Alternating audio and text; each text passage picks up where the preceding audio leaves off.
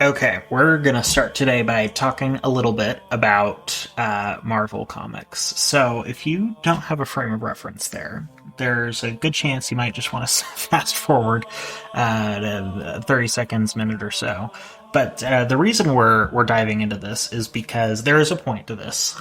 We are going to be kind of looking at the medieval precursor to the Marvel Cinematic Universe, and we'll kind of talk about what that means today. So, in the Marvel universe, everything takes place in the same universe. All the different comic book storylines, all the different characters, everything's connected. And so events that happen in X-Men comics will be referenced in Iron Man comics. And sometimes you'll have crossovers or you'll see cameos. Spider-Man might appear in a Fantastic Four comic, or Daredevil will appear in a Punisher comic, right? That kind of thing. So what I'm getting to here is that that's a level of complex world building where everything's connected, a lot of different storylines, you have a lot of different authors all collaborating across, TV shows, movies, different comic book series, collaborating to create a kind of shared franchise universe. And that level of complex world building where everything's connected makes those universes feel really vibrant and really alive.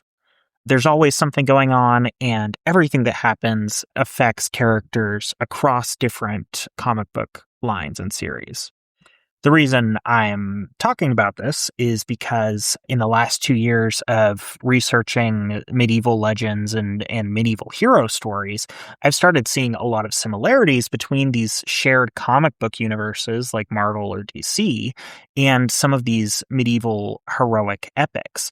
Because these medieval heroic epics are essentially medieval superhero stories, right? That's the closest thing that we have. And one of the things that people don't realize is that a lot of these medieval epics are kind of set in the same universe where we see characters making cameos in different legends. We see characters from different legends interacting with each other. And this kind of shared universe that was built up over hundreds of years of oral storytelling, right, it's like a pre-modern Marvel universe, I guess, is the way that I want you to think about it. What's an example of this? Well, the Old English epic Beowulf, one of my personal favorite pieces of medieval literature, Beowulf is riddled with allusions to other Germanic legends and to other Germanic hero figures. And if you don't have a strong grounding in that kind of shared, Germanic heroic universe, a lot of that stuff goes straight over your head.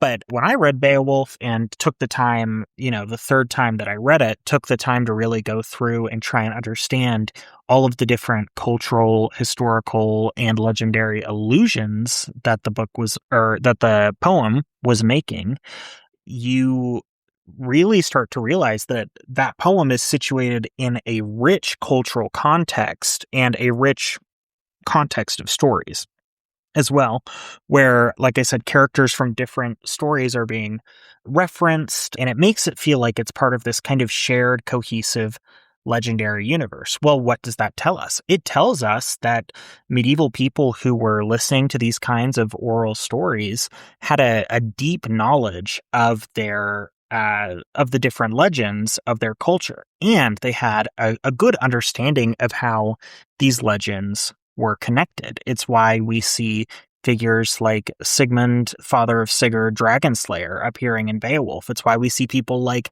Hengist, who we talked about in last week's episode on the Anglo-Saxons. Hengist actually has a bit of a cameo appearance in Beowulf, as do a lot of other legendary kings. And it's not just Beowulf. I mean, we look at legends of people like Theodoric the Great, who kind of is preserved in this rich Germanic legend tradition that is eventually codified in these written chronicles. We see all sorts of different Germanic legendary figures appearing in these stories about Theodoric. For example, Attila the Great is a major recurring figure Attila the Hun is a major recurring figure in these stories about Theodoric, which on a legendary basis is fine. On a historical basis is a little problematic because Attila the Hun died a year before Theodoric was born, right? And so obviously historically it doesn't make a lot of sense. But what happens is a lot of these historical figures are kind of transformed into legendary superheroes in these medieval chronicles. And so the nitty-gritty details of their biographies sometimes get, a little underplayed, right, to contribute to the overall story. But my point is that unless you understand the context of these stories, it can get really, really confusing. Unless you understand like the shared legendary universe of medieval superheroes that's going on, it's really easy to miss all these references.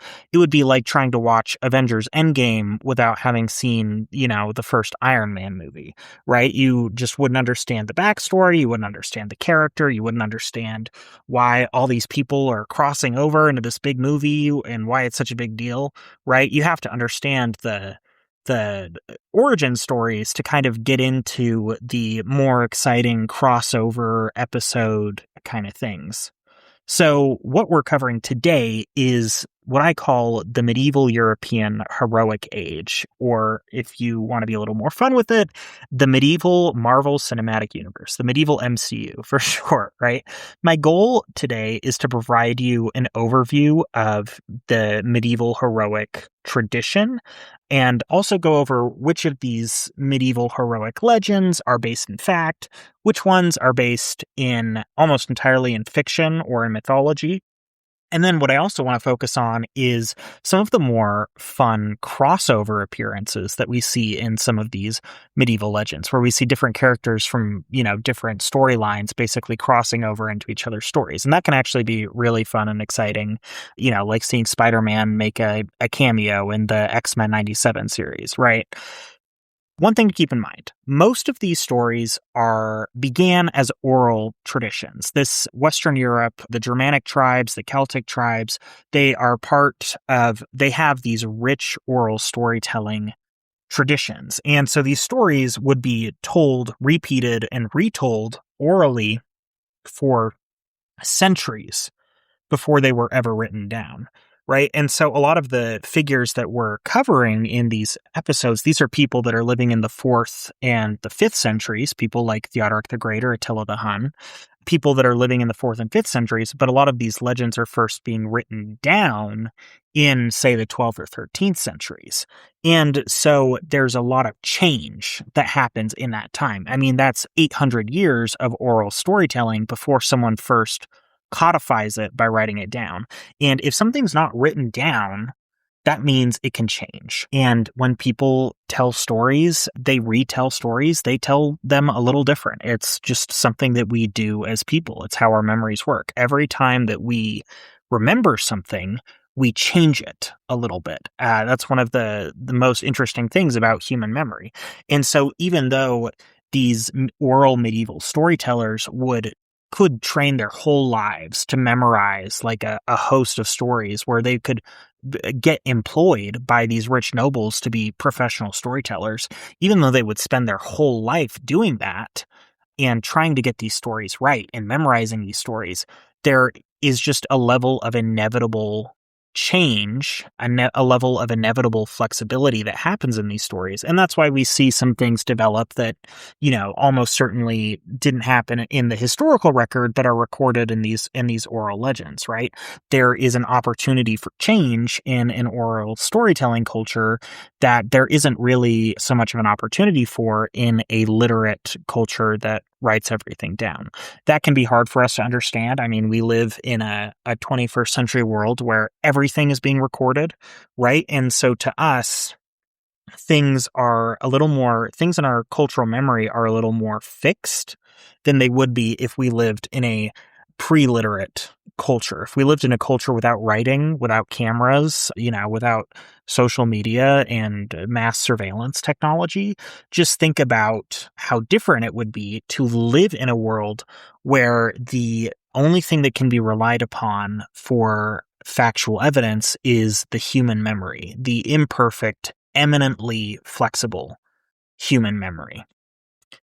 Now, that explains why a lot of these stories have different variations. Many of them were written down at the same time, and a lot of times different oral versions of these stories would be recorded in different sources. And so sometimes we'll see something that is like 80% the same story, but in one recorded version, it's just a little bit different than another recorded version, which suggests that they were pulling from different oral traditions about the same character.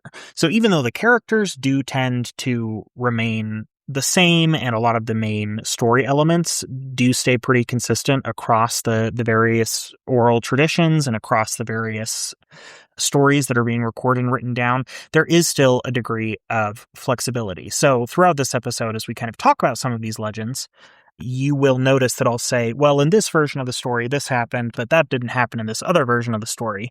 The truth is, we can't really know what, like, the original version of the story is, right? The original version of the story was not written down. The original version of the story was thought up by some oral storyteller in the 4th or 5th century AD, who then transmitted it to people by telling the story, and they retold the story, and it kind of gained a new life from there. And so when I say like the oldest written versions, when I'm referring to the oldest written versions of some of these stories, you need to keep in mind that these oldest written versions are still really, really, really not the original versions. They're being recorded centuries after the first versions of these stories were told.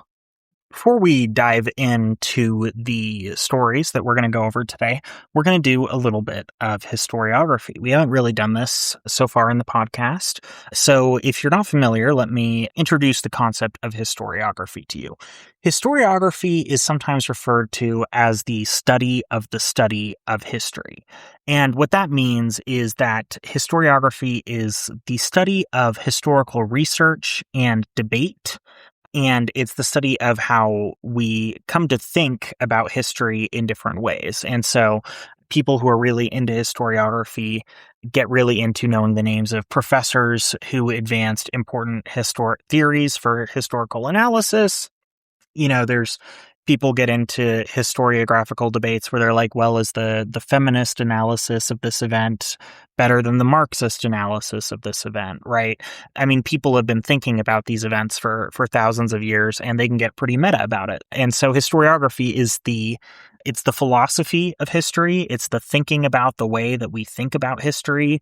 It's a very meta level of engaging with historical research. And the reason I'm bringing this up is because I'm going to do a brief historiographical tidbit about a professor, 20th century professor by the name of Hector Munro Chadwick. And Hector Munro Chadwick was a professor of Anglo-Saxon studies at the University of Cambridge in the early 20th century.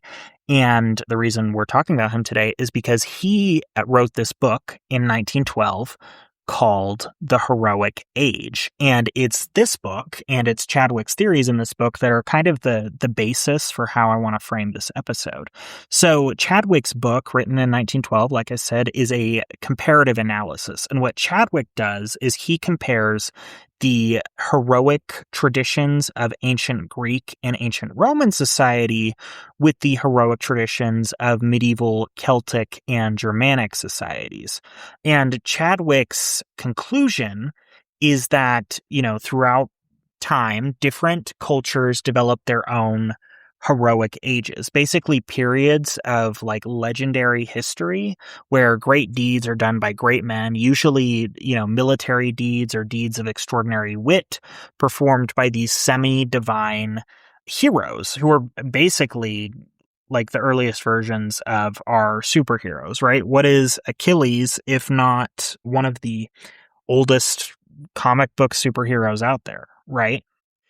Chadwick basically looks at these different periods and he says, well, in each of these cultures, there is a period of history that later on gets mythologized to the point where it can be tough to tell the history apart from the legend and the mythology. what are we talking about here? Like I said, there's this idea of like the Greek heroic age, and this is the period of Greek mythological history where we see these semi-divine heroes, people like Perseus, people like Hercules, doing battle with monsters, performing great deeds. And some of these events have some basis in historical fact, right? It's clear that they're pulling from a period of Greek history that, through generations and generations of oral storytelling has kind of transformed into this mythological setting, right? So think about, for example, the Trojan War. The Trojan War is an event that may be semi-historical. It may have some basis in fact. And obviously, what we know about the Trojan War comes to us through the Iliad by Homer. But we can recognize that, and we can also be aware of the fact that Homer's version of events is probably only loosely related to what maybe actually happened before the ancient Greeks got into literacy and writing things down. So maybe there really was a guy named Achilles, and maybe he really did fight a war against some people in a city that maybe was really called Troy way back in the day. Probably not the case. It's probably that we have kind of a loose historical basis for this event. And then, you've got people like Homer and other oral storytellers that are inserting either original characters into it, or they're inserting historical figures into these stories. But they are mythologizing these historical figures in such a way that they are really only very loosely based on the actual historical person, and that they've almost taken on like a new level of kind of legendary, super heroic importance. And the thing I'm going to keep emphasizing is that there's very little separating these legendary figures from like our modern day concept of a superhero. Some of these figures are, of course, incredibly flawed, just like some of our, modern day superheroes are incredibly flawed. Like ancient Greek heroes, the thing they struggle with over and over again is their own hubris. Famously, if you know anything about Marvel Comics, you can think of a few superheroes that also struggle with serious issues of hubris. Tony Stark or Hank Pym come to mind, right? Now, in this genre of Greek storytelling, you do have people that appear to be purely mythological in nature, legendary in nature. Like, as far as we know, there was no historical figure that was named Achilles, just like as far as we know, there was no historical figure named Hector or Hercules. But there are some people that come out of this ancient Greek and ancient Roman legendary superhero tradition that are actual historical figures. People like Alexander the Great, for example. There is a huge heroic tradition of Alexander the Great, to where people thought that he was at the same level or on the same level as someone like Achilles. Like, they're comparing this guy who was a real person, who we know was a real person. They're comparing this guy with a level with someone who's basically a comic book superhero, right? Julius Caesar is another example of this. And with people who are real historical figures that do get mythologized in this way, it can be really, really tough to separate historical fact from later historical fan fiction. That's what I call it. Is basically you get a lot of these chroniclers who come around and they start writing a lot of fan fiction. Sometimes they're repeating stories that someone else told them. Sometimes they're just making stories up to try and illustrate an important point or try and highlight a moral lesson. And so it can be really tough to pull the legendary truths that they're trying to hint at, they're trying to teach you something.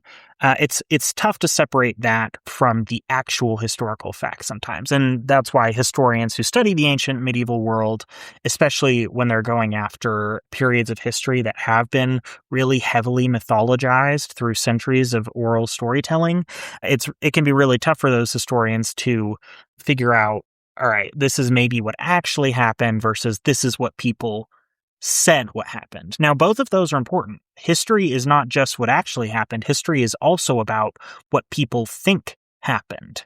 And if for 1,000 years, people believed that Julius Caesar was the descendant of the goddess Venus, right? Who are we in the modern age to look at that and be like, well, that's, obviously invalid. We shouldn't even consider that.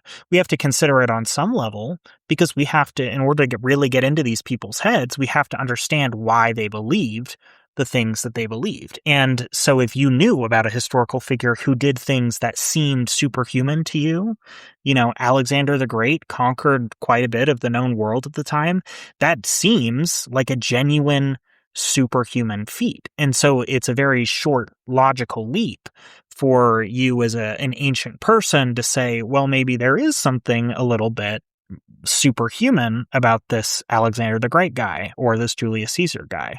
I mean, we're looking at a period of in ancient and in medieval history where rulers will come up with legends to kind of cement their own legitimacy. We have people who claim to be descended from gods, and that's how they claim that, that's why they should be king, is because, hey, I should be king of the Angles because my great-great-grandfather was Odin, who's chief of the gods of Asgard, right? If you can say that, if you can make that genuine claim to be superhuman, then it grants you a level of legitimacy that, pretending to be a normal person just won't get you. Like the ancient legends, the medieval legends do tend to replicate this thing where we see a mix of legendary figures that are based on historical figures. And we also see legendary figures that are based in older mythological traditions who maybe they, had some historical precursor thousands of years ago. But at this point, it's way too hard to tell, and it seems like it's just pure mythology, right? If we don't have a very clear historical record of some of these people, we can't really go back and claim that they actually existed. King Arthur, for example, falls into this category. The first written accounts that we have of King Arthur start coming to us in the 8th and 9th centuries. And in these accounts, they're situating King Arthur in events that are happening in the 4th, 5th, and 6th centuries.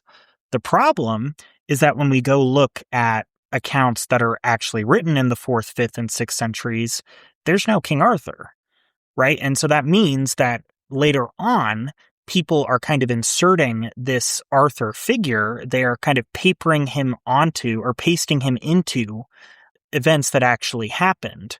And so in this way, we can see figures that are originally mythological in nature kind of put into historical events. And so people genuinely start to believe that they're historical figures. I mean, there's no doubt in my mind today that there were for hundreds of years, there were many, many, many people who believed that King Arthur was a real historical figure who was really actually the king of the Britons, because that was what they were being told. That's what they were being told by the oral storytellers. It's what they were being told by, the learned monks and the historians who are producing these written histories. And they just wouldn't have access to the kind of resources that we do today, where we can go back to, much, much older historical records and do a little bit of comparative analysis to see what's really going on. There are also genuine historical figures that get converted into these legendary superheroes through centuries of oral storytelling. People like Charlemagne, who we haven't covered yet in the podcast, but we definitely will be getting to eventually. Charlemagne is an example of this. He's a historical figure who has tons and tons and tons of legends written about him that are obviously not part of the historical record. And, historians, people who've studied Charlemagne have had just their work cut out for them for literally hundreds of years, trying to separate like the popular retellings of Charlemagne's life versus the things that actually happen in Charlemagne's life. Two people that we have covered in great detail in this podcast that do kind of get this superhero treatment later on.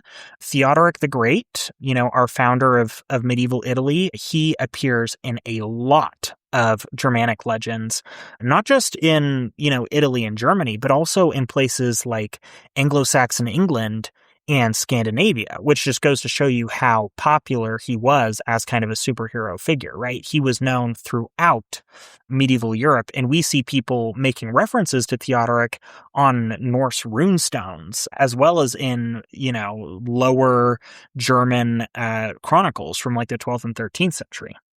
Another big example of this is Attila the Hun. Attila the Hun is really heavily mythologized by later medieval storytellers, to the point where Attila the Hun kind of his superhero career kind of detaches from his historical career in a big way, where if you don't know that the real Attila is who this legendary figure is based off of, it can be really hard to tell that that's who they're referring to. And part of the reason this can be difficult is because they do tend to change the names in a lot of these records. For example, Attila, in a lot of the Germanic chronicles, they call him Etzel, which is like basically a Germanic version of Attila. But if you don't know that they're the same person, right? If you don't have that level of knowledge, you'd never be able to tell, because the stories of Etzel seem completely different from the actual historical career of the real Attila. Same thing with Theodoric the Great. In the Germanic chronicles, Theodoric the Great, they call him Dietrich von Bern. Dietrich is just kind of a more modernized Germanic form of Theodoric. If you look at the names, it's pretty much the same name. The consonants and the vowels are in the same places. The von Bern part is really interesting. It seems that Germanic chroniclers got really confused because Theodoric's capital, when he ruled Italy, he ruled from the city of Ravenna. And Bern is the German word, medieval Germanic word for Verona.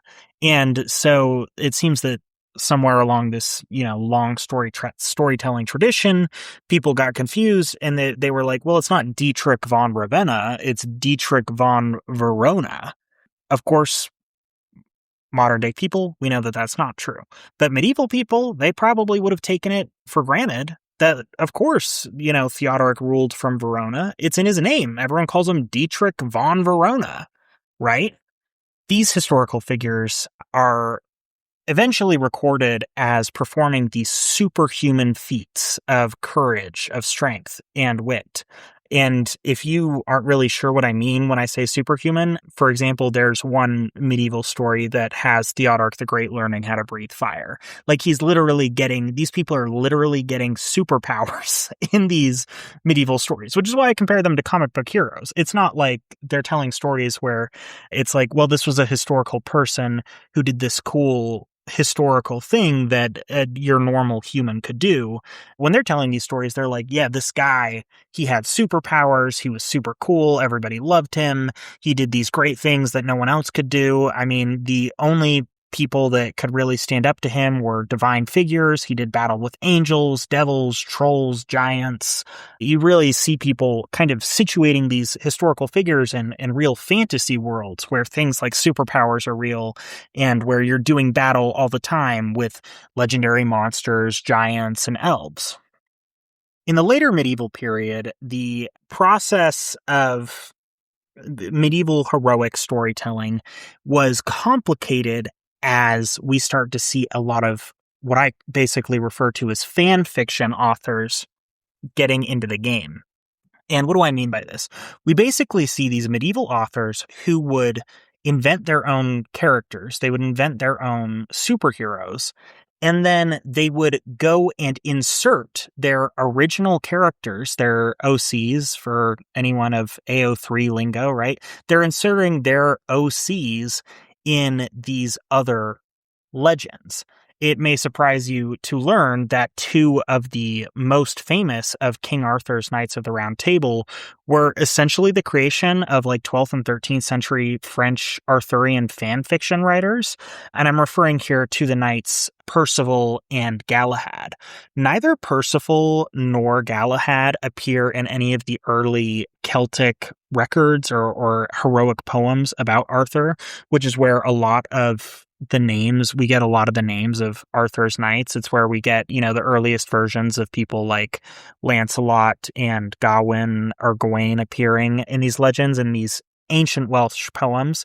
Percival and Galahad don't appear in any of these legends.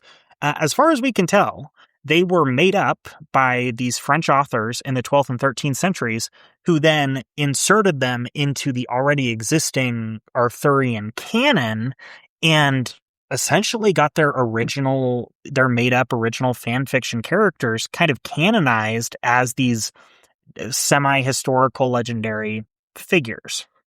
Percival and Galahad are both famous for completing the quest of the Holy Grail. In the first version of the story, it was Percival who found the Holy Grail, but he was eventually replaced by Galahad, who was more of a Christ-like figure. And so it seems that Arthurian writers felt like Galahad was the more appropriate person to find the Grail. But that's why you'll see in some versions of the story about the quest for the Holy Grail, it's Percival who finds it. In some versions of the story, it's Galahad. They are different characters. Some people try and say they're essentially the same character. They're really not. They have totally different backstories.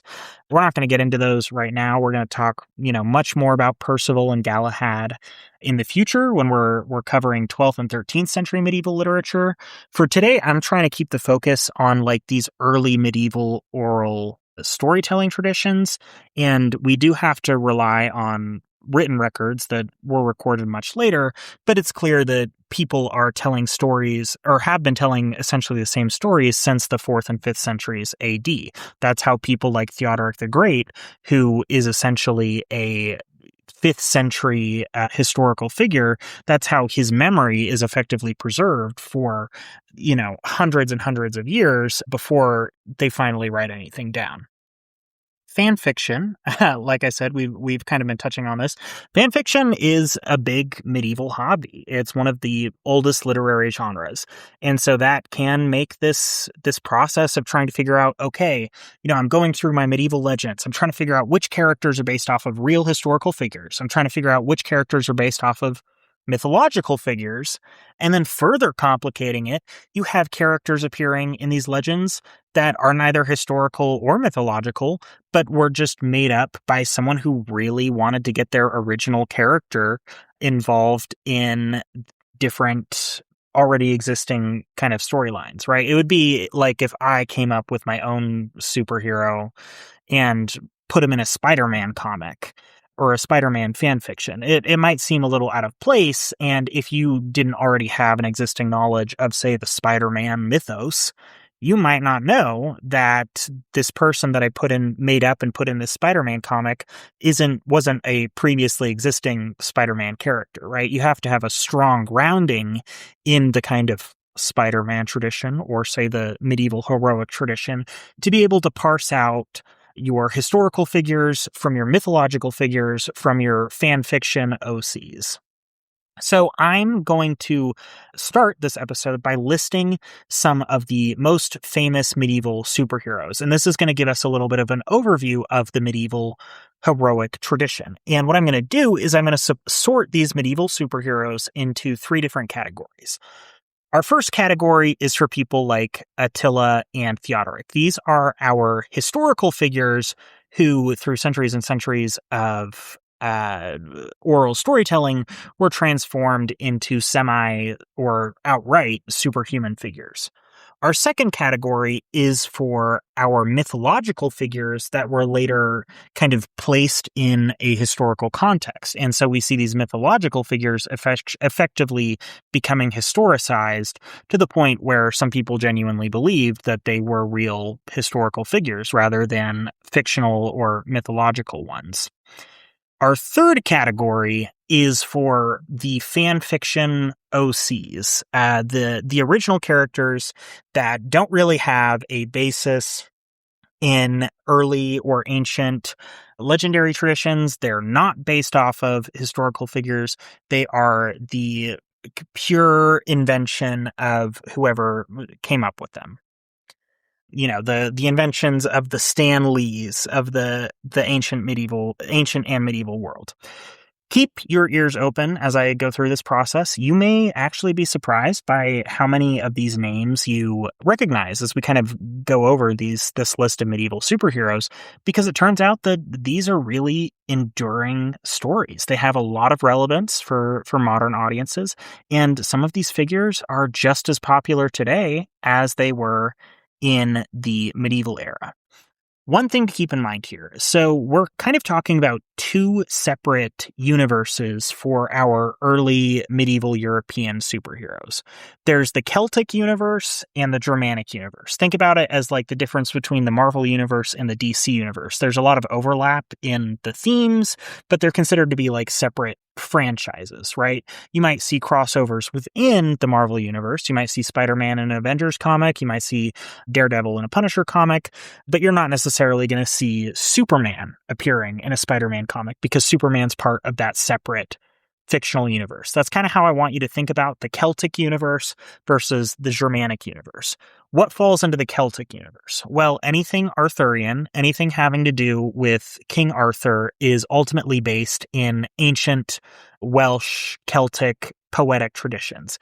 Anything having to do with your Irish heroes, people like Cuchulainn, probably butchered that, Cuchulainn, I think is the right way to say it. Cuchulainn, people like Finn McCool, people like St. Bridget, these also fall into the Celtic category because they're Irish, and the Irish ultimately have a Celtic heritage. And there's a lot of similarities between the Irish myths and the Welsh myths and the ancient Gaelic myths and Scotland.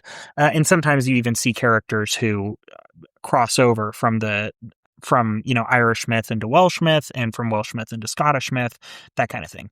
The bigger group that we're going to be covering are the Germanic legends. That's the bigger kind of heroic universe that we're going over today.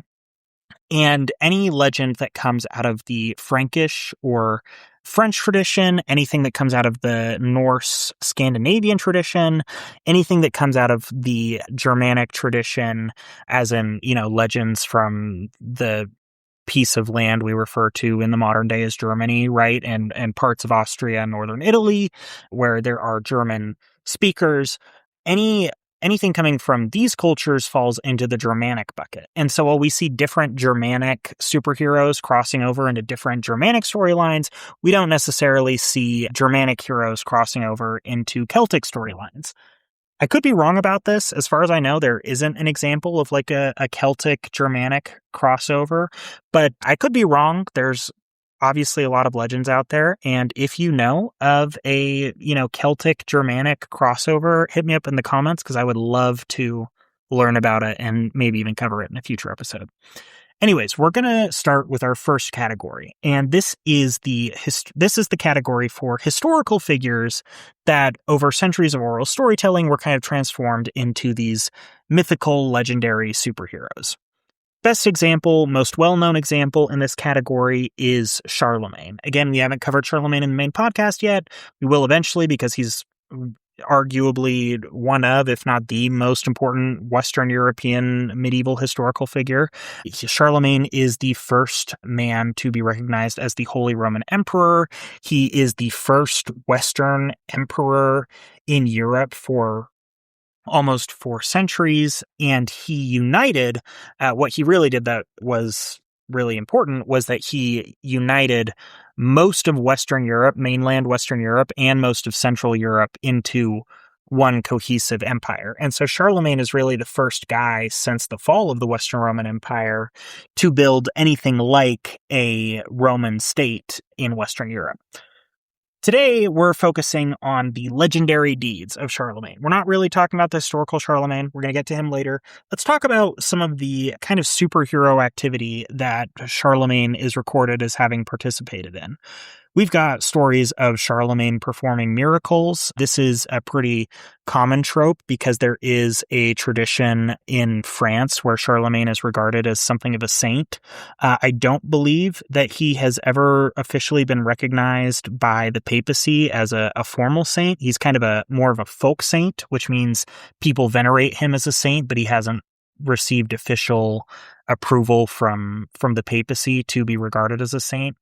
So he's doing typical saint stuff. He's performing miracles. He's healing the sick. He's helping out monks. In one really kind of interesting story, he gets into a battle of wits with the devil. And I'm referring here to the literal biblical devil. I am referring to Satan, to Lucifer. In this story, Charlemagne is building a cathedral. One of the things that the historical Charlemagne did that he's really famous for is he built this magnificent cathedral that I hope I will get to see one day before I die. I really, really hope. He built this wonderful cathedral in the city of Aachen, which was his imperial capital. Aachen is in, I want to say, modern day Belgium? Oh, modern day Germany. Okay. Glad I double checked that. That could have been bad. I might have triggered, a repeat of the First and Second World War there. Aachen's in Germany, but Charlemagne is a Frankish figure. His empire kind of spanned France, Belgium, Germany. But he's building this wonderful cathedral there at Aachen, and the devil, I guess, gets wind of this plan to build this new cathedral, and he's not about it. And so the devil, in various versions of these stories, he sneaks into Aachen Cathedral. And I think one of these stories, he takes a bath in the baptismal font at Aachen Cathedral, which is, super sacrilegious, especially if you are the literal biblical devil. You shouldn't be, messing around with the sacred baptismal water, right? In this story, Charlemagne tricks the devil.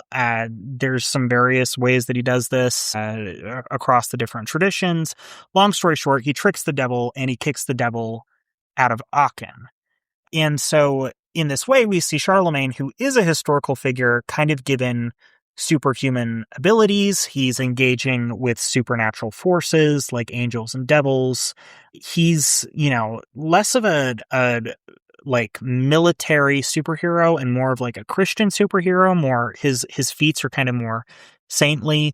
Of course, he was still performing, great deeds of military strength. He was a incredibly intelligent commander. He couldn't have built his empire if that wasn't the case.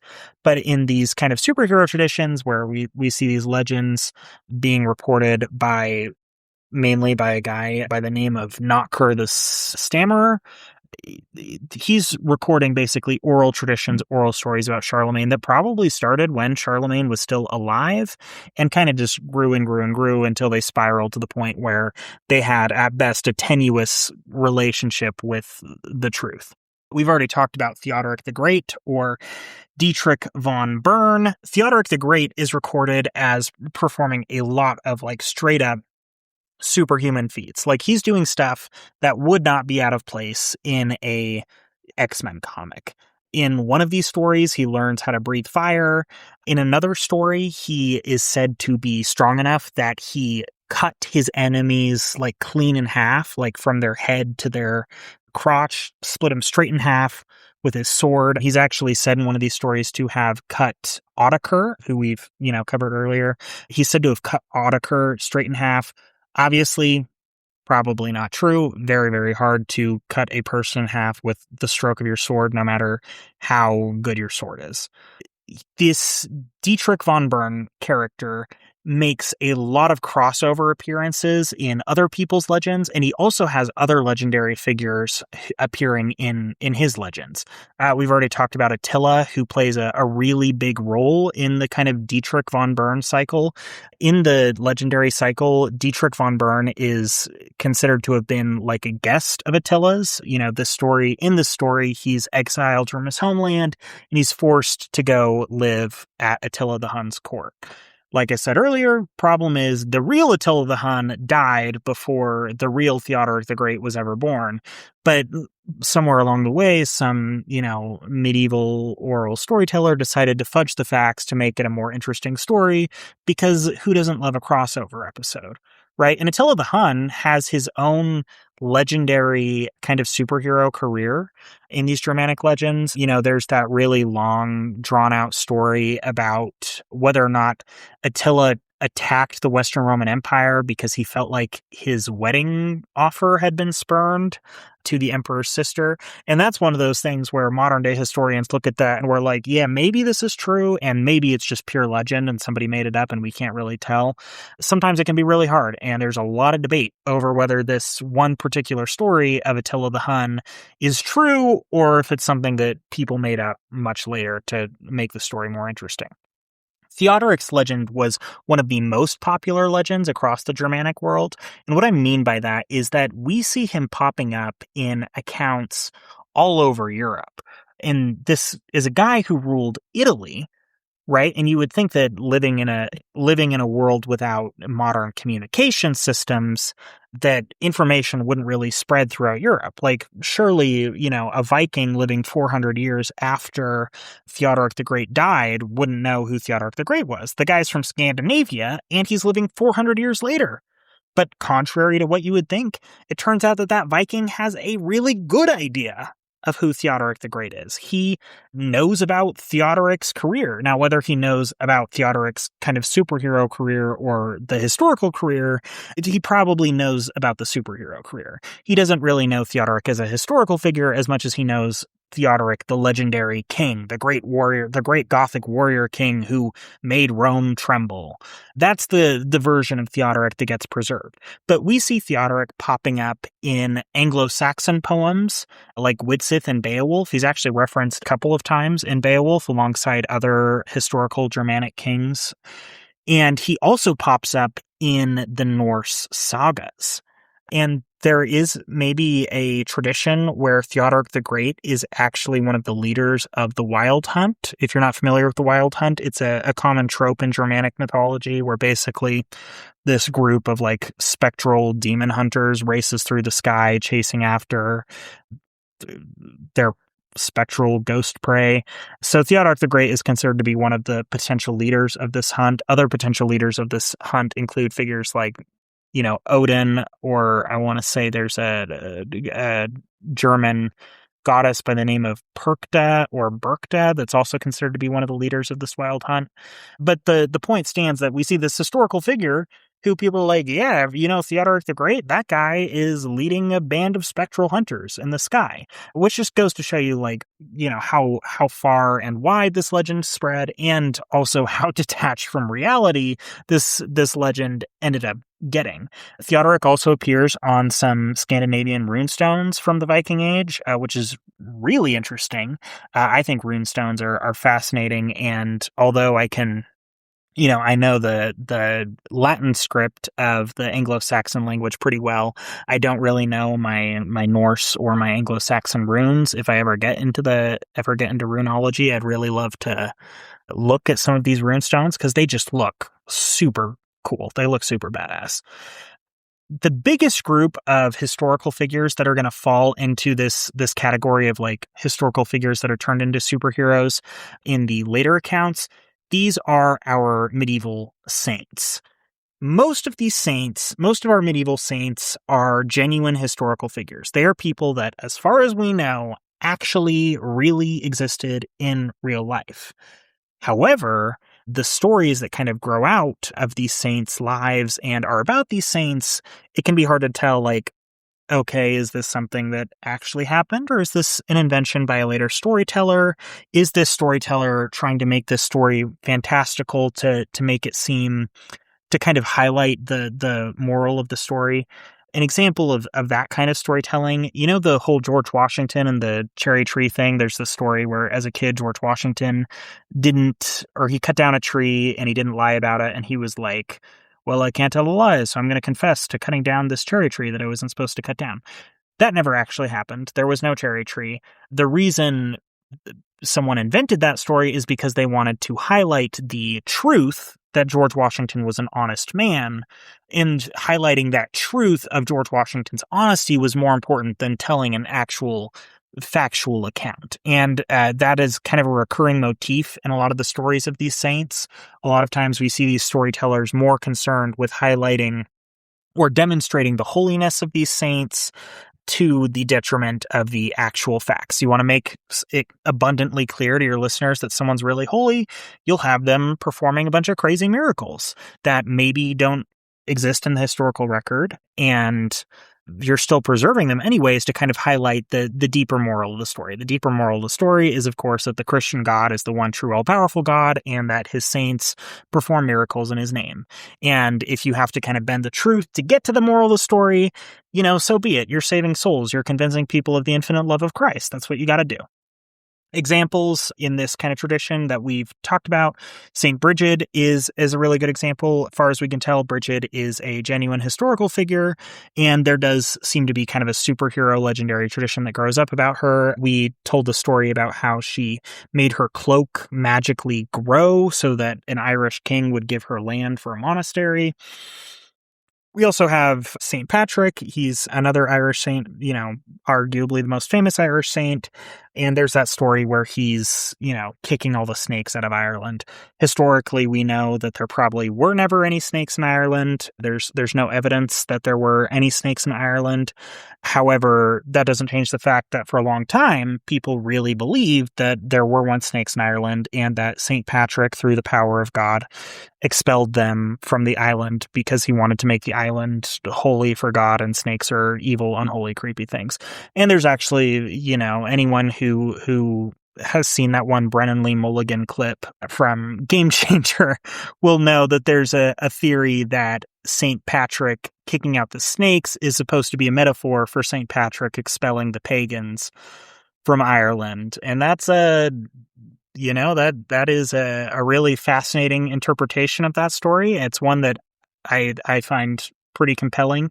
And a lot of that stuff goes on in these stories where it's like, all right, we're going to, kind of bend the truth to highlight the deeper importance. The deeper importance is that St. Patrick was serving the Christian God, and that he made Ireland right for the Lord. He brought Christianity to the island. And the way that, these oral storytellers wanted to highlight that is they want to be like, well, there used to be snakes here. Now there's not. Thanks, St. Patrick. Thanks, Christian God. You're a G. We're going to worship you forever and ever. I'm not trying to say that all the stories about saints performing miracles are made up. I'm not trying to declare war on the entire Catholic faith here. I just want to really kind of highlight that it can be difficult to tell historical fact from fiction. Even if you believe that, St. Bridget really did have these miraculous saintly powers, that doesn't mean that literally every single story about St. Bridget using her legendary, Christian miraculous powers is true, especially because a lot of these stories contradict each other. And so clearly not all of them can be true. Even if you think that St. Bridget was performing miracles, even if you believe that there were people back in the day who could perform miracles like that, you eventually have to get down to the business of trying to figure out which of these miracle stories is true and which ones were made up, because you can't say they're all true, because if they're all true, then you just get into this contradictory mess, and you get the question of like, okay, what is the canon version of the story? What's the non-canon version of the story? What's apocryphal? And so as a historian, I think the best way to kind of approach these things is to say, okay, looking at it through a historical lens, we have to be skeptical of these miracle stories. We have to go by what is, factually provable. And that's what we're studying in the business of history. We're studying what's factually provable and what we think, happened in a non-supernatural world. If we want to really get into the supernatural, we wouldn't be studying history. We'd be studying mythology or theology. The last guy that I want to highlight in this category of historical figures who end up getting this kind of superhero tradition is a 8th century French soldier by the name of Roland. So Roland is living in like I said, the 8th century, but his story ends up getting really big in the 11th century. And that's because in the 11th century, there's this epic composed called and forgive my French, Chanson de Roland. It's translated as the Song of Roland, basically the story of Roland. It's a epic poem about this 8th century French soldier named Roland. Well, who's the historical Roland, right? Let's start there. As far as we can tell, Roland was a genuine historical figure. Charlemagne's official biographer records Roland as one of Charlemagne's military governors. So we know that Roland was a historical figure, and Charlemagne's biographer also records that Roland is unfortunately killed in an ambush by the Basque people during one of Charlemagne's campaigns in Spain. In the 8th century, the Basque people are still pagan. They're still participating in the ancient Basque traditions, and so they came into conflict with the Christian Charlemagne as he was trying to push into northern Spain. And we'll kind of get into the reasons for this as we talk about Charlemagne. Charlemagne is really big on the whole convert or die shtick. And obviously, if you're a pagan and you don't want to convert, but you also don't want to die, that's not going to go over great with you or your friends. The historical Roland dies in an ambush. It's pretty much all we know about him. All we know, he was a soldier, he was a military governor, and he gets killed in this ambush against the Basques. These historical tidbits serve as the basis for the much later 11th century Song of Roland. So we're going to kind of detach what we know about the historical Roland from the story of the legendary superhero Roland. So in the Song of Roland, Roland is a tragic military hero, and he valiantly defends Christian France from the evil Muslim invaders that are trying to invade France by going through Spain. If you're not familiar with kind of medieval Spanish politics, there was a huge Muslim population living in Spain during the medieval period, and there were these big Muslim kingdoms actually established in Spain that did sometimes come into conflict with their Christian neighbors in northern Spain and southern France. Obviously, big change from the historical record in that instead of fighting the Basques, Roland is fighting the Muslims, right? That's a kind of a big retcon of the story where we recast the Basques as Muslims. Why do we do this? Well, at the time that the Song of Roland was written in the 11th century, the Basques had mostly converted to Christianity. And at the same time, medieval Europe was also gearing up to begin a multi-century life and death struggle with the Muslim world in the Crusades. And so it's possible that the author of our Song of Roland decided that, in order to try and keep the story relevant, he would replace the Basques with the Muslims. And that's a pretty common thing in these medieval legends. We see a lot of medieval chroniclers trying to kind of update the legends by kind of making them anachronistic, by trying to add in like more modern references. The much, much, much later book, the L'Amour d'Arthur, The Death of Arthur, which I believe is written in I want to say 15th or 16th century, for example, instead of having King Arthur fight against the Anglo-Saxons, he has King Arthur fighting against also the Muslims, which is just basically an attempt to reflect the modern biases the biases of a contemporary audience rather than sticking to the original version of the legend. Like earlier tragic Greek heroes, Roland's fatal flaw is his hubris. So in the Song of Roland, Roland and his buddies are Charlemagne's rear guard. They are protecting the rear of Charlemagne's army as Charlemagne is waging war with the Spanish Muslims.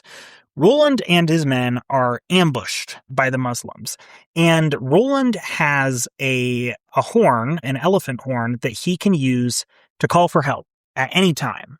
And he just doesn't want to. He is too proud to call for help. He thinks that doing so would be an act of cowardice. And so the Song of Roland consists largely of Roland's men being like, please blow your horn, please call for help, we're all going to die, we're all going to get killed. And Roland being like, well, I'm not going to do that because I'm not a coward. And so Roland's hubris is ultimately undoing. Eventually, his men convince him to blow the horn, but unfortunately he gets around to it too late. So by the time that Charlemagne finally arrives to help out his buddy Roland, turns out Roland has already been killed by the Muslims and his troops have been wiped out. The story has Roland's soul being carried off to heaven by angels. He's kind of referred to as a martyr, a warrior of the faith. It's a little strange that that would be the case when the moral of the story also seems to be about Roland's hubris. And so it's like, yeah, he was stupid. He made a stupid mistake, but he still got to go to heaven because at least he died fighting the infidels. Really complicated story. Not all these stories make perfect logical sense, and that's okay. They don't have to. They don't have to make sense to our modern sensibilities. They were written, literally over 1,000 years ago, right? Let's try not to judge them too harshly. Roland is the ultimate medieval tragic hero. He couldn't save himself. However, his heroic actions, his courage are said to help preserve Charlemagne's army, and Charlemagne ultimately avenges Roland by driving the surviving Muslims into a river with his army, and all the Muslims drown. This story actually has a lot of relevance in modern day French politics. If you know anything about right-wing French propaganda, you will know that they love talking about Roland. They see Roland as like the medieval precursor for the modern day anti-immigration movement, because they're like, well, Roland died protecting France from the Muslims, and we're going to fight to protect France from the Muslims by barring all immigration to France from the Muslim world.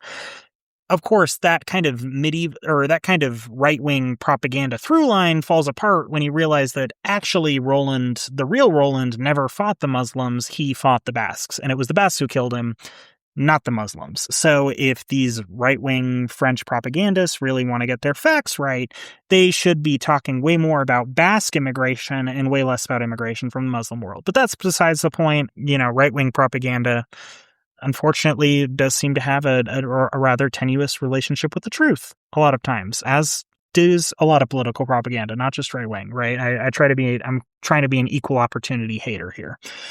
We're going to go ahead and move on to our second category of medieval superheroes. And these are our mythological figures that are kind of pasted into historical events. People who are originally seem to be either remembered as gods or as like semi-divine heroes, demigods, who are then kind of placed into a historical context by later storytellers so that it seems like they are rather historical figures than mythological figures. We've talked about Hengist and Horsa in our last episode. That's an example of this. These are our Indo-European horse twins who, through, thousands of years of oral storytelling, end up being remembered as the guys who led the Anglo-Saxon invasion of Britain. Most historians today believe that Hengist and Horsa never actually existed. If you want to learn more about that whole debate, I would say listen to the last episode, because we're going to move on to some of the other examples of these historicized mythological figures that we haven't covered yet. Best example is, of course, King Arthur. The earliest accounts of Arthur that we have record him in kind of a supernatural context. He's a semi-divine mythological hero who does battle with witches, giants, and werewolves in the earliest Welsh poetry. In the 9th and 10th centuries, however, we get these Welsh historical chroniclers who they start thinking that Arthur was a real guy. They start recording him as having participated in real events. Most famously, they record Arthur as the leader of the Welsh forces at the Battle of Baden Hill, where Arthur is supposed to have triumphed over the pagan Saxons by carrying a banner with the Virgin Mary on his shoulders. According to the Welsh historian Nennius, Arthur single-handedly killed 960 people in a single charge at the Battle of Baden, which is just not possible. It is frankly impossible for any human being to kill 960 people in hand-to-hand combat. That just, as far as I know, has never actually happened. Like I said, you're welcome to prove me wrong, but killing 960 people in hand-to-hand combat in the same day is damn near impossible, and doing it in a single charge in the same day is almost certainly impossible. That is a super heroic feat. That is something that you expect Captain America or Superman to do. It's not something that you expect your average human being to do. This kind of legend of Arthur as a historical British king or historical British warlord eventually develops into kind of the Arthurian canon, the Arthurian mythos, and this Arthurian mythos ends up transforming into kind of a stock setting that medieval chroniclers could use to tell different stories. They would insert other Celtic heroes into this historical record, into this Arthurian canon. People like Gawain and Tristan, people like Lancelot, people like Gwyneth, and any Welsh speakers, feel free to correct me on that one. These are people who appear in early Welsh heroic traditions and end up getting kind of placed into the Arthurian mythos. And the Arthurian mythos eventually grows into the kind of this stock setting where storytellers can return to kind of tell different stories. It ends up growing into like a shared universe situation, like, say, the Marvel Cinematic Universe, right? Ultimately, this develops into the story about Arthur and the Knights of the Round Table, and in these later legends, the stories are less about Arthur, who's more of a background figure, and more about the various Knights of the Round Table, like Lancelot, Gawain, and Tristan. While these guys do seem to have been based on early Celtic heroes who do appear in early Welsh legends, they also share the Round Table with people that are just plain made up in the 12th and 13th centuries, like Percival and Galahad. Another good example of a mythological figure that's kind of turned into something of a historical figure is the Germanic god Odin, also called Woden or Wotan. We've talked about Odin quite a bit in this podcast. We'll continue to talk about Odin quite a bit in this podcast. He's one of the most important mythological figures for the Germanic culture, and especially, Scandinavian cultures, when we really see the clash of pagan Scandinavians with the Christian Europeans in Ireland, Wales, England, France, Spain, basically all of medieval Europe. Because the Vikings, they got around and they were equal opportunity raiders. They went after everybody. In the original accounts, Odin appears as a god, right? He's the king of the gods. He's the chief god. He's something of a gallows god. He's something of a trickster god. He's not necessarily a benevolent figure all the time. It seems that there was a very real fear of Odin. And so even though he did have some like benevolent attributes, he's recorded as, I believe, inventing the written language for human beings and transmitting that to human beings. He's said to have gone through immense torture to help better human beings.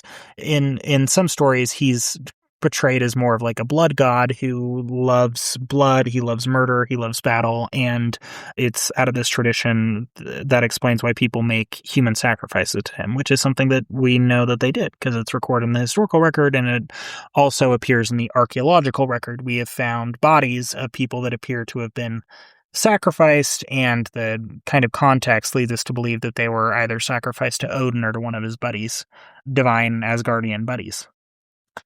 In the later retellings of these kind of Odin stories, we see Odin transformed, effectively demoted from being a god to being more of like a legendary king or a hero figure. The reason this happens is because as Germanic peoples start converting to Christianity, they can no longer worship their old gods, but they were really hesitant to give up on the old traditions completely. And so they just did a little bit of light Christianizing. And honestly, the church kind of made their peace with this fact because the church realized that, it's probably a lot easier to convert people if we don't make them give up all of their mythology and all of their traditions. We just make them change it a little bit so that it fits in a little cleaner with the overall Christian mythology. And that was just fine for the Germanic converts because they could be like, well, maybe my ancestors just got it wrong. They thought Odin was a god because he was just really cool, but he was just a really good king. And a lot of these Germanic kings, their claim to power relied on being descended from people like Odin. Some of them literally claimed that Odin or Woden was their ancestor. If you go back to royal Anglo-Saxon genealogical records, you will be shocked at how often, at how many different Anglo-Saxon kings claimed Odin as their great-great-grandpa, because they believed that it gave them legitimacy if they could claim descent from a divine being. After they Christianized, they were like, well, Odin's still my great-great-grandpa. He wasn't a divine being. He was just like a really, really powerful king. You get this idea that like maybe instead of being a god, Odin is something like a fallen angel. There's various attempts to try and blend the older mythology with the new the new Christian mythos and make it all work, and it doesn't always work super well. Interestingly enough, the Marvel Cinematic Universe does the same thing with Thor and Odin, except instead of recasting Thor and Odin as mortal heroes, they recast them as aliens with, access to this like super powerful technology, and it's not actually magic. People just think it's magic because it's, they don't have any words for it, but it's really just super powerful alien technology. If you watch the first Thor movie that came out in, I want to say 2008, they kind of really harp on this theme that the Asgardian gods are really just aliens with access to super advanced tech.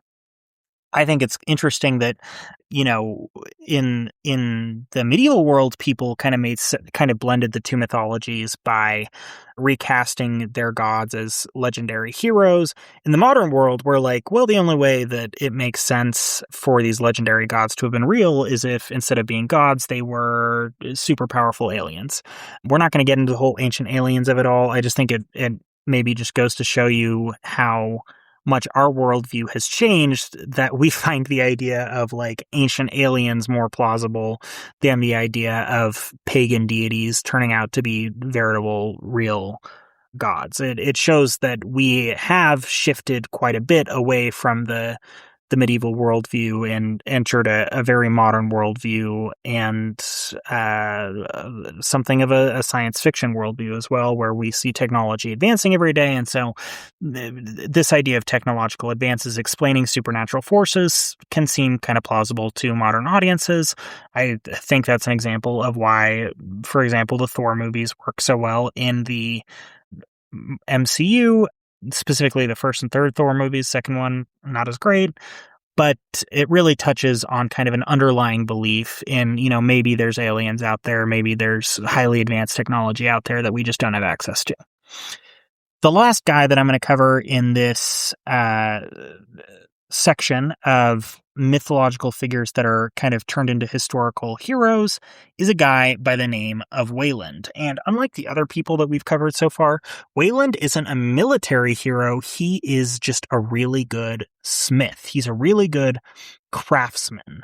And he is such a good craftsman that he makes kind of these cameo appearances across hundreds of Germanic legends. And he becomes something of a stock character. He makes recurring appearances. Anytime you're telling a story and you're like, well, my legendary badass, hero needs to have a legendary badass weapon. How do you tell your audience that this legendary hero's weapon is super cool and super strong? You say, well, this weapon was made by Wayland the Smith, the greatest craftsman and blacksmith who ever lived. And everybody knows who he is. Obviously, people didn't know who he was. He wouldn't have been appearing in so many different legends. The fact that he appears so much across so many different legends, from, Germany to the Anglo-Saxon tradition to the Scandinavian tradition, goes to show you that he's a really popular legendary figure. Wayland's origin story comes to us through the Norse sagas. There's a few versions of this story. The central elements do seem to remain fairly consistent. The short version is that Wayland is a renowned smith. He's the best craftsman and blacksmith in the world, and this causes him to be captured by a wicked king. This wicked king has a lot of different names. In some versions, he's a Germanic king. In some versions, he's a Finnish king. And this wicked king doesn't want Wayland to escape. He wants to, basically keep Wayland as a slave, churning out super cool magical objects, smithing super cool magical weapons and jewelry and whatnot. And so what he does is he cuts Wayland's hamstrings so that he can't run away. Super gross, super torture, super not fun for Wayland. But one thing about Wayland, and the reason why Wayland is a superhero figure instead of a tragic figure, is Wayland is very, very smart. Wayland is very, very crafty, and what he does is he ends up tricking this wicked king, betraying this wicked king. He murders this king's children, and he turns their skulls into goblets, and he turns their eyes into jewelry, and he turns their teeth into other kinds of jewelry to basically get his revenge. And then he gets away by building himself wings out of feathers, and he literally like flies away. And in the two versions of the story, he, ends up getting with usually a princess of some kind, and ends up having a family, living happily ever after. In one version of the story, he actually makes a super cool sword for his son that his son then uses, and his son becomes a legendary Germanic figure in his own right. And he can say, well, of course I'm a legendary Germanic figure because my dad was the greatest craftsman who ever lived, who made me this super cool, super badass sword, right? You may notice the motif of escaping from the wicked king on the feathered wings is really similar to the story of Daedalus from Greek mythology.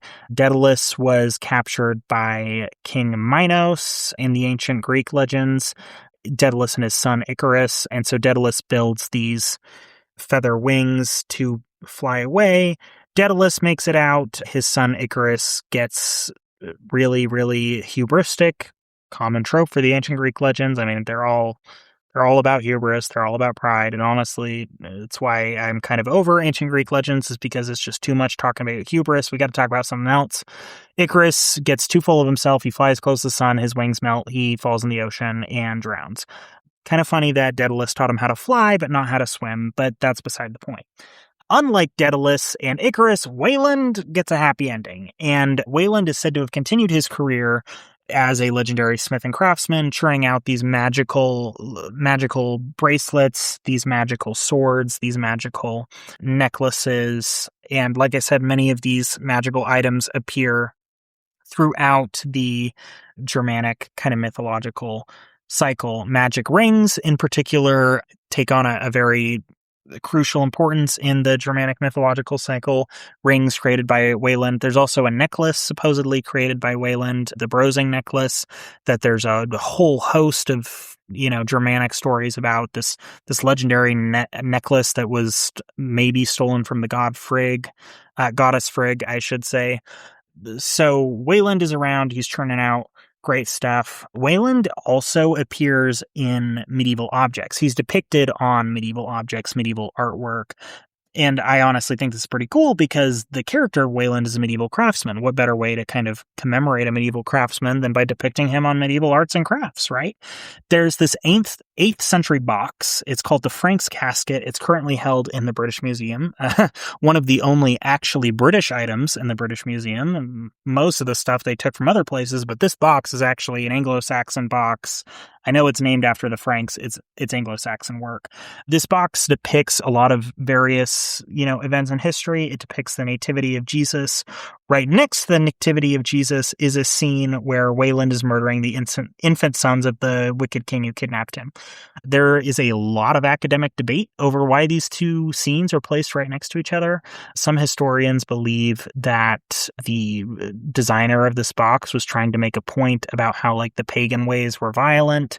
And so he's contrasting the violence of the Wayland legend with the relative peace and tranquility of the birth of Jesus. Other people think that it's an attempt to try and tie the Wayland story to the massacre of the innocents by King Herod, which occurs in the Bible in the Gospel of Luke. King Herod orders all of the baby boys in Israel to be murdered because he's trying to kill baby Jesus to make sure that baby Jesus won't grow up and one day overthrow him. Obviously, the plot is thwarted because an angel warns Joseph, and Joseph takes Mary and Jesus to Egypt, and they hide out there for a while until the whole baby-killing craze settles down. I should also say there's no historical evidence of any kind of mass murder of infants during Jesus' lifetime. This was really one of those things where Luke, the writer of the Gospel of Luke, kind of came up with this story to highlight the importance of Jesus's birth and also highlight the truth of Jesus's, divinity and Jesus's role as the Messiah who has been hunted down his whole life and comes out of Egypt to save the Jewish people. He's trying to highlight that truth, and he's prioritizing that truth over the facts of the situation. Facts of the situation, no murder of the innocents. This same box, the Frank's Casket, also features Romulus and Remus founding Rome. It also features scenes that scholars think may be related to the Trojan War or to the first Jewish revolt against the Romans. And so it's possible that the Wayland scene and the nativity aren't really connected. It's possible the designer of this box was just highlighting a bunch of scenes that he or she considered to be really important for human history. And so that's why we also have the Trojan War there. That's why we also have Romulus and Remus there. Let's go ahead and move on to our third big category of medieval superheroes. And this is the most interesting category because this is when we get to talk about our fan fiction original characters. And some medieval people try and do the thing where they try and make really grounded fan fiction OCs.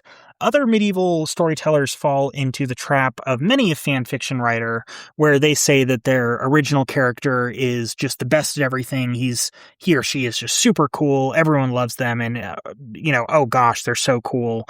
There's the joke of like the D&D character that's like, multi-classed across 3 different classes and is supposed to be like a total badass at everything and have no flaws and just be super awesome. Some of these fanfiction OCs do turn out to be like that. They don't really have any kind of major flaws. Others are much more grounded figures who can turn out to be really, really fascinating and interesting. And we'll talk about what I think is the most fascinating, most interesting fan fiction OC character that kind of gets situated in this legendary background. Now, I've said before that I consider fan fiction to be one of the world's oldest literary genres. From the time that we first figured out how to write stuff down, people were writing down fanfic. And if you think that fan fiction doesn't really count as real literature, I'd like to remind you that a lot of the most famous pieces of medieval literature are essentially fan fiction. Medieval people love to write biblical fan fiction. I mean, what is Dante's Inferno except, if not just hardcore biblical fan fiction where Dante made himself the main character? I mean, that's the most like AO3 fan fiction thing I can think of. There's also a lot of Arthurian fan fiction. We've talked about this a little bit. And then there's the legendary Germanic fan fiction, which is what I'm going to be focusing on. And I'm going to be focusing on who I believe is the genuine coolest, medieval fan fiction OC, my personal favorite person that fits in this category. And we're going to spend most of the rest of the episode talking about this guy because he's just awesome. And I love him and I love his poem. And I think he's really great. Who am I talking about? You've probably heard of him before. His name is Beowulf of the poem that is creatively also titled Beowulf. Beowulf is not a mythological figure. He does not appear outside of the poem Beowulf. He does not appear in any historical records. He exists only in the poem Beowulf. If we did not have this epic poem, we would not know who Beowulf was. We would not even know the name Beowulf. And in this poem, we see Beowulf interacting with these genuine historical and legendary figures. And so it's really clear that, we see people who appear in a lot of different Germanic legends making cameo appearances in Beowulf. It's clear that the author of Beowulf was very much trying to situate his character, his or her character, I should say. It's possible Beowulf was written by a woman. We don't know. His or her character in a legendary Germanic context where Beowulf is very much part of the same universe as people like Theodoric the Great, as people like King Hygelac and King Hrothgar, who we'll be talking about in more detail later on. So, like I said, Beowulf is original to the poem, but a lot of these supporting characters are genuine historical and or mythological figures. There can be some crossover. Beowulf's friend and mentor, King Hrothgar, is a notable legendary figure. Hrothgar also appears in a few Norse sagas. He appears in the Anglo-Saxon poem Widsith, and so it seems that, again, the author of Beowulf is trying to situate his or her original character within this broader legendary Germanic context. Wayland also is referenced a few times in Beowulf. Wayland is said to have crafted Beowulf's breastplate. And there's also a figure in Beowulf by the name of Hengist who makes a brief cameo appearance. And J.R.R. Tolkien, who is, probably the best, most preeminent Beowulf scholar of all time, in addition to writing, the best fantasy series of all time. J.R.R. Tolkien makes the argument that the Hengist who appears in Beowulf is the same Hengist who is said to have led the Anglo-Saxons to invade Britain with his brother Horsa. Now, I'm going to give you a brief summary of Beowulf, I I honestly am gonna try and do it. I'm gonna do my best. It's an amazing poem. I don't think I can do it justice. It's easily my favorite piece of medieval literature. I've yet to read any piece of medieval literature that I thought was more compelling or more interesting or more exciting. And I actually like Beowulf so much that I spent almost a year doing my own rough translation of the Anglo-Saxon language in Beowulf, which if you need a hobby, boy, if you want to get into translating Beowulf, I say run, don't walk. It'll take up all your time and you might love it, you might hate it. It is, it is the piece of Anglo-Saxon literature that I started with. And when I started translating it, I did not realize that it's considered to be one of the hardest pieces of Anglo-Saxon literature to translate. And so by the time I finished it, I was like, every other piece of Anglo-Saxon writing that I've tried to translate or work on is just by comparison much easier. So maybe there's something to be said for jumping into the deep end with Beowulf. If you want to get into Old English, Anglo-Saxon literature, jump into the deep end with Beowulf, try and figure that out. And after you finish Beowulf, everything else is going to seem like a piece of cake. So, how does Beowulf begin? Referring to the poem here. The poem Beowulf begins by recounting the history of the Scyldings, and the Scyldings are a clan of Danish kings that are supposedly descended from the son of Noah. And which Noah am I referring to here? I am referring here to the biblical Noah, who built the ark and survived the flood. So supposedly these Scyldings are descended from Noah's son Sheaf. The Scyldings are genuine mythological figures. Like I said, they appear in a lot of different Germanic legends. Almost every figure that appears in Beowulf appears in other Germanic legends, with the main exception of Beowulf himself, who is original to the poem Beowulf. The poem begins with the history of the Scyldings, and the Scyldings are the ruling clan of the Danish people. They're the family of Danish kings, the royal Danish clan. The poem uses the term Danes and Scyldings interchangeably, but the Danes are like the broader nation, and the Scyldings are specifically like the ruling clan of the Danes. The Scyldings get really prosperous. How do they decide to, commemorate this prosperity? Well, they do what you do if you're an ancient Germanic king. You build a really nice, really fancy mead hall. Mead halls were the center of Germanic life. Mead halls is where kings would give out gifts to their warriors. That's how you kept your warriors happy. It's how you kept your soldiers from, killing you in your sleep, as you gave them a lot of gifts. You would give them gifts in the mead hall. You would dole out land and prizes in the mead hall. You would bond with your buds in the mead hall, get a little drunk together. The mead hall is also where a lot of these stories are being told. That's where these mead halls will hire professional oral storytellers who will have memorized the stories of people like Wayland and, Hrothgar and Odin. These professional storytellers, sometimes they will reside in a mead hall, sometimes they will travel from mead hall to mead hall, but these storytellers have to have a really strong grounding in this legendary tradition, because if you're a professional storyteller and you travel to a hall and the king says, hey, tell me the story of Finn and the heroic battle at Finnsburg, and you don't know Finn and the heroic battle of Finnsburg, you're suddenly feeling really embarrassed, and you've got to find a way to make it up to this potentially very angry king. These guys are not known for their patience by any means. So these storytellers really learn this whole vast chronology of these legendary stories so that they can travel from place to place, telling these stories, going to mead hall, and essentially telling stories for pay, telling stories for food and shelter. I mean, they're the original podcast hosts, right? Except instead of things being recorded and being able to refer back to, they have the ability to be a little flexible with their storytelling and change things a little bit each time, and no one's really going to pick up on it. Unfortunately for the Scyldings, who have just, shelled out for this massive mead hall. This mead hall, by the way, is called Herit. It's super nice. It's a great mead hall.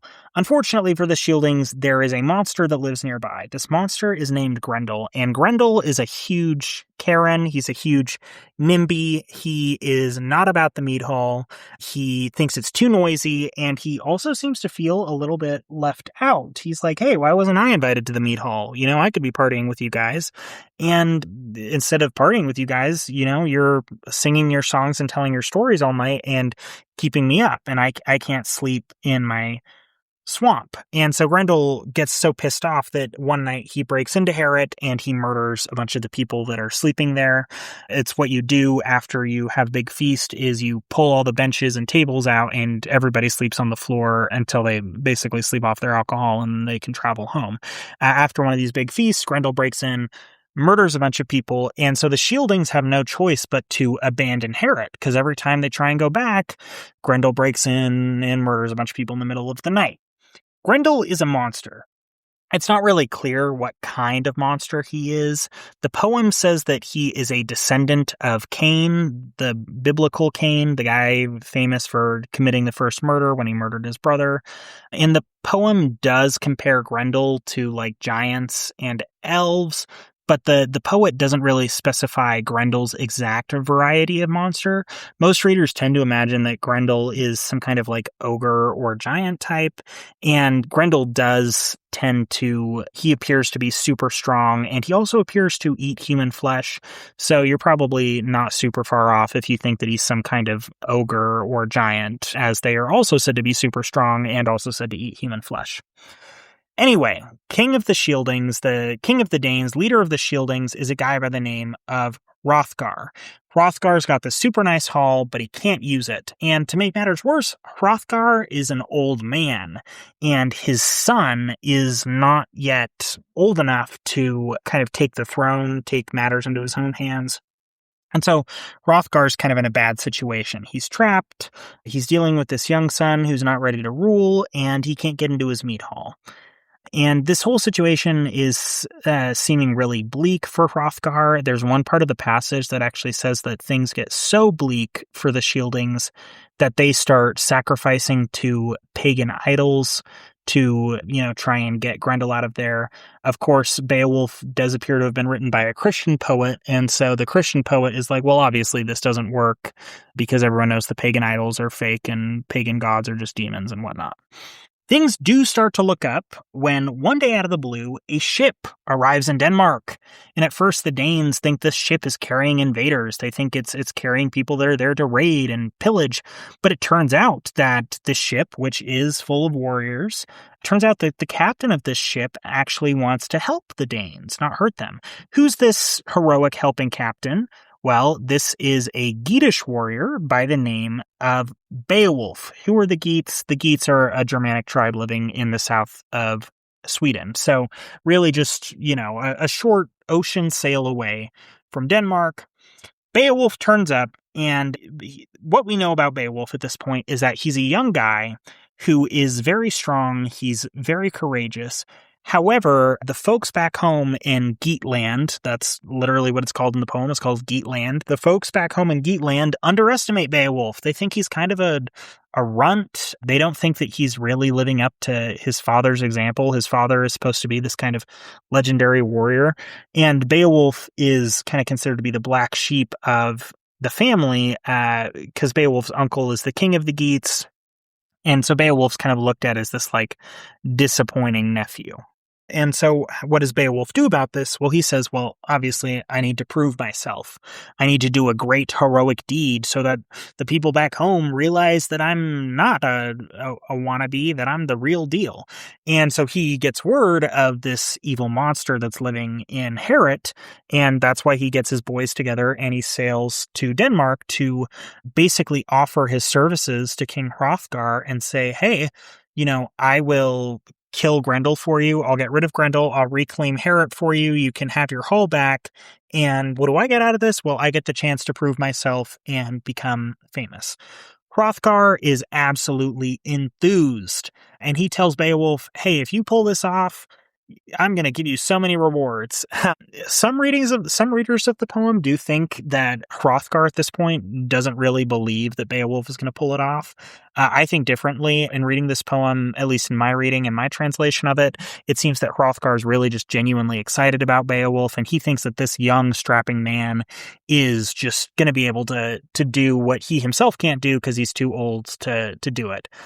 Now, I also take a very, queer reading of Beowulf. There's been in recent years a lot of analysis by queer historians and queer literary analysts of Beowulf.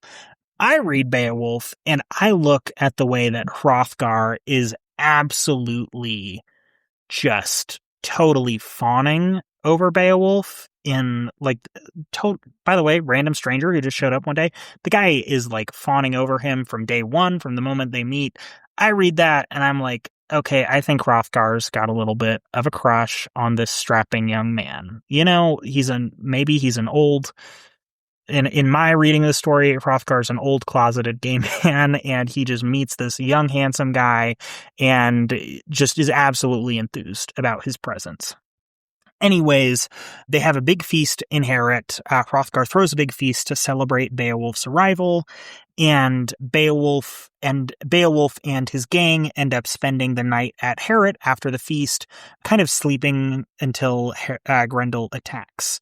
And before they all go to sleep, Beowulf takes this vow. He makes this, formal boast, which is a thing that medieval heroes do. They make this claim. They're like, I'm going to do this great deed, and then they have to do it or lose their honor. Beowulf makes his claim that he is going to kill Grendel. And not only is he going to kill Grendel, but he is going to kill Grendel with his bare hands. He is not going to use any weapons. Why won't he use any weapons? Well, Beowulf says, Grendel doesn't know about this whole sword thing. And if I use a weapon against Grendel, and Grendel learns that swords are a thing that people can use, he's going to become even more dangerous. And so the safest thing is to, in case, Grendel does kill me and eat me, the safest thing is to just not use a sword so that if he does manage to defeat me, he won't, gain access to this groundbreaking military technology called weaponry. So Beowulf makes the boast. He goes to sleep. What happens in the middle of the night? Grendel arrives and he kills and eats one of Beowulf's men. Beowulf wakes up and he engages Grendel in a superhuman wrestling match. Now, Grendel is supposed to be superhumanly strong, but Beowulf is even stronger. And Beowulf actually wins the wrestling match, and he manages to tear one of Grendel's arms, clean off his shoulder. And in doing so, he mortally wounds Grendel. Of course, we know that, this is an age before modern medicine. Modern day people losing their arm isn't necessarily fatal, but, if you don't have antibiotics and you don't have a way to stop the massive blood loss that getting your arm torn off will cause, you're going to die. Grendel is mortally wounded, and rather than dying at Heorot, he runs back to his swamp to, bleed to death there, die of infection there, whatever. Beowulf has fulfilled his boast. He's claimed victory over Grendel. He has not only defeated the monster and reclaimed Heorot, but he has done so with nothing but the strength of his bare hands, which just really goes to show you that he is a superhuman. He has superhuman strength. He can do things that no ordinary man can do. Beowulf also, through this process refers to other past superheroic deeds that he's done. I think at one point he claims to have swam for 9 days straight while also simultaneously doing battle with a sea serpent.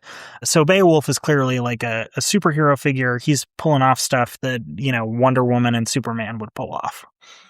After defeating Grendel, Hrothgar returns to Heorot in the morning, and he's super stoked. Beowulf has fulfilled his oath, and the Shieldings hold a big feast. And at this feast, Hrothgar he gives Beowulf a bunch of rewards, and he actually offers to adopt Beowulf as his kind of adoptive son, and potentially his presumptive heir. Now, this doesn't go over great with Hrothgar's wife. Hrothgar's wife is a woman by the name of Wealhtheow.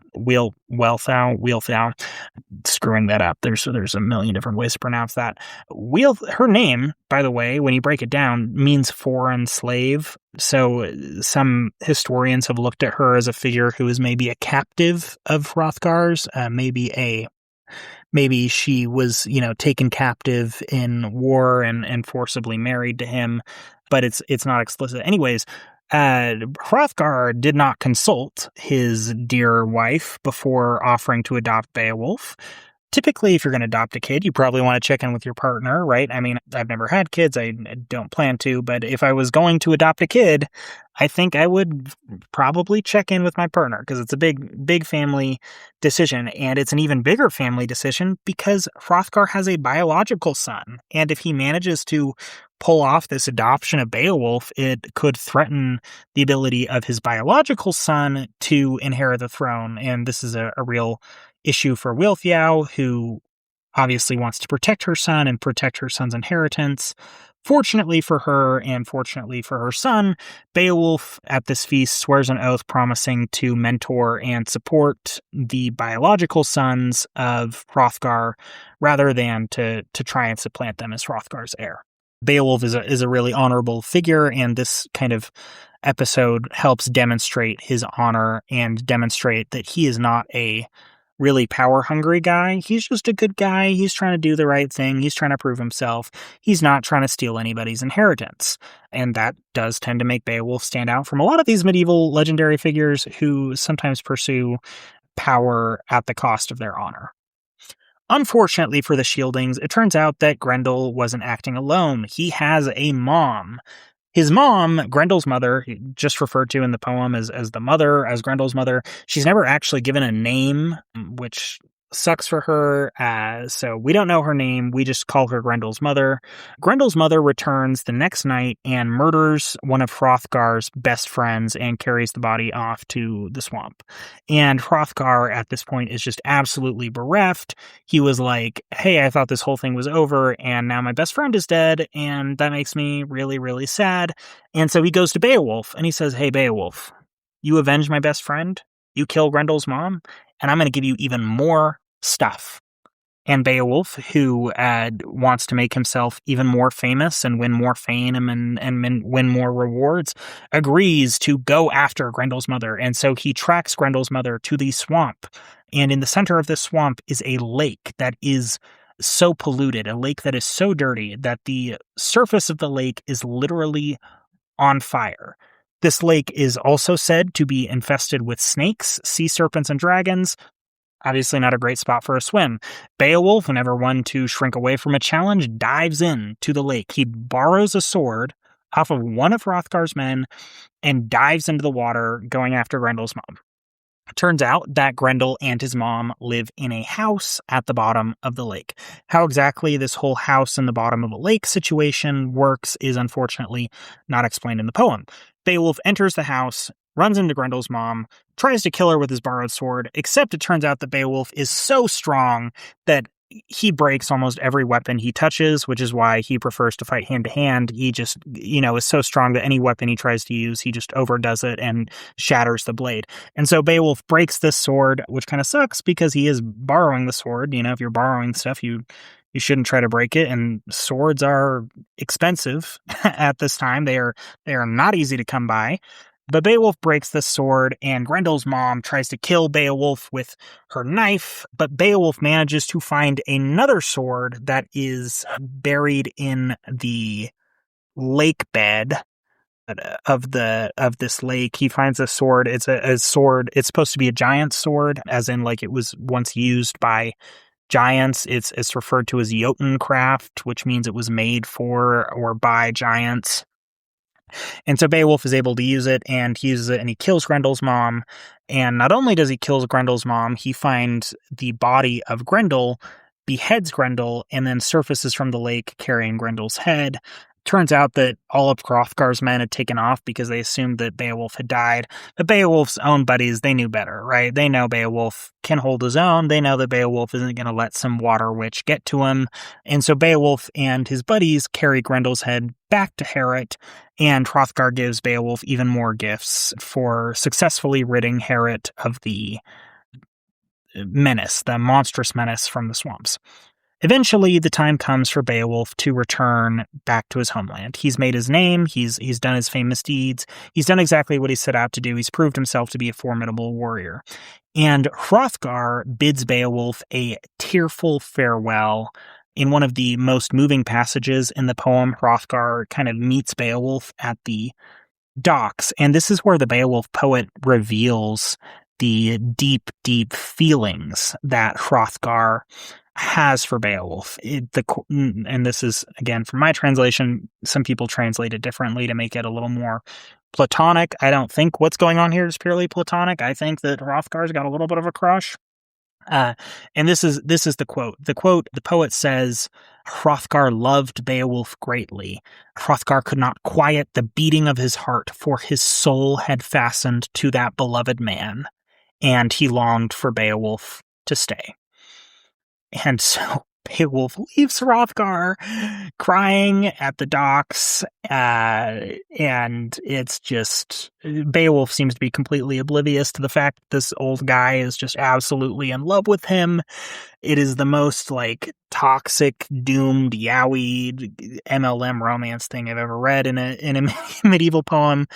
Again, at least that's how I interpret it. But it's not just me. There are other Beowulf analysts who look at this and they're like, yeah, this is not a purely heterosexual friendship going on here. This is a really deep emotional bond that Hrothgar has that does seem to be kind of unrequited. Beowulf doesn't really seem to understand the depth of feeling that Hrothgar has for Beowulf. Anyway, Beowulf returns to Geatland and he meets up with his uncle, Hygelac, who also happens to be the king of the Geats. And Beowulf tells Hygelac all about his great deeds, and he also gives Hygelac all of the stuff that Hrothgar gave him. And so he just massively enriches Hygelac. And Hygelac, in this situation, has to give Beowulf something of kind of equal value. That's how these kind of Germanic gift relations work. If you're a retainer and you give your king a gift, your king is supposed to give you a different gift back to kind of thank you for giving you the gift. And Hygelac actually gives Beowulf a piece of land and makes Beowulf something of kind of a co-ruler. Or a vassal of some kind, maybe a regent. Hygelac is also a relatively old man who is said to have kind of a young son who's not quite ready to rule on his own. And so it seems like Hygelac is setting Beowulf up to kind of act as a mentor or regent for his son after, Hygelac kicks the bucket. The poem then does a huge time jump. We jump several decades into the future, and at this point, Hygelac and his son are both dead, which means that Beowulf has inherited the throne as Hygelac's nephew, and Beowulf is now the new king of the Geats. And at this point of the story, Beowulf is an old man. He's doing his old man stuff. He's ruling over his prosperous, happy kingdom. His people are living in peace because they've got Beowulf, the legendary, super strong superhero, to protect them, right? Nobody's going to mess with them. Unfortunately for Beowulf, the kingdom is suddenly attacked by a fire-breathing dragon. Where's the dragon come from? Well, it turns out that one of these Geatish nobles was just really, really mean to one of his slaves. And this slave reacted to the poor treatment by his owner by running away. And while the slave is making his escape, he stumbles upon an ancient underground tomb or barrow that is just filled to the brim with treasure.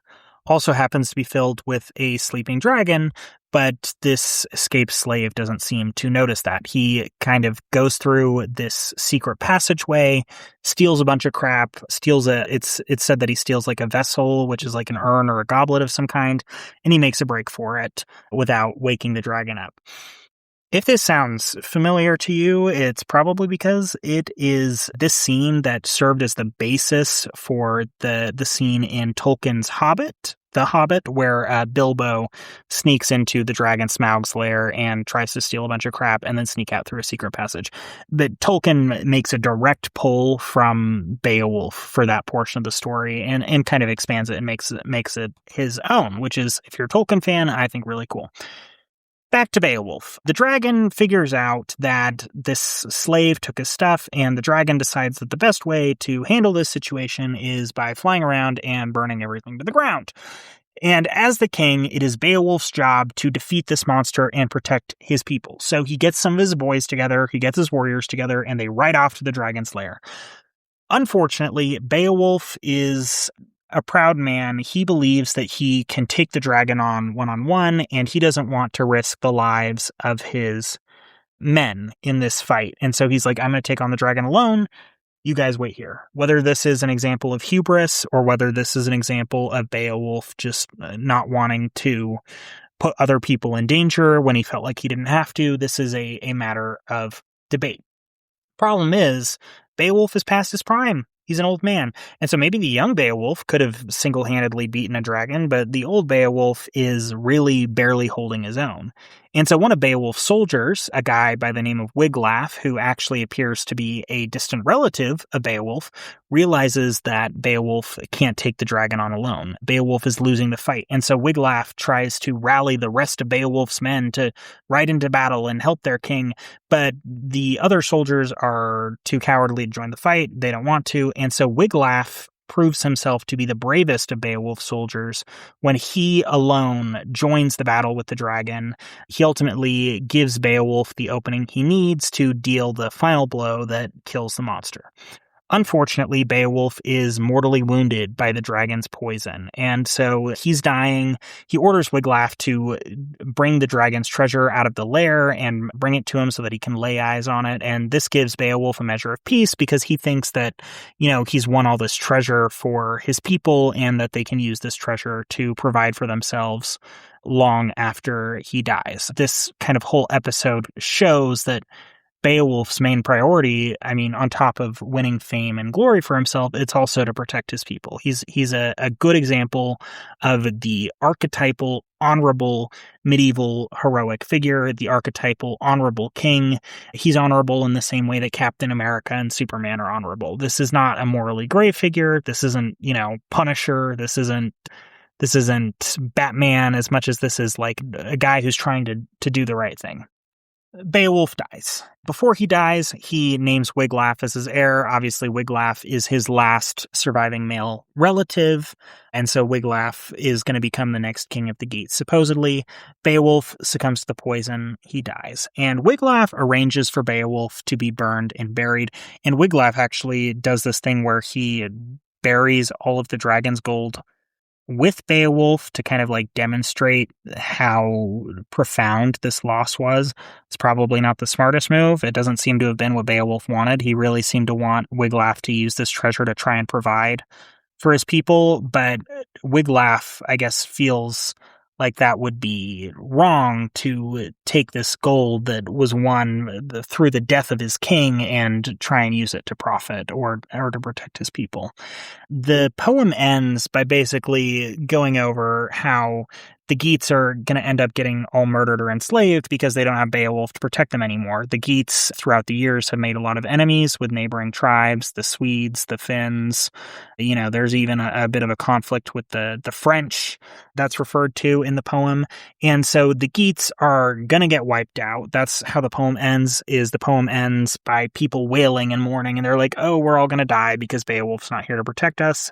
And the narrator of the poem is like, yep, and they were right. And, eventually they all died, or they were all enslaved and they were all destroyed, and that's why there's no more Geats. So not a super happy ending.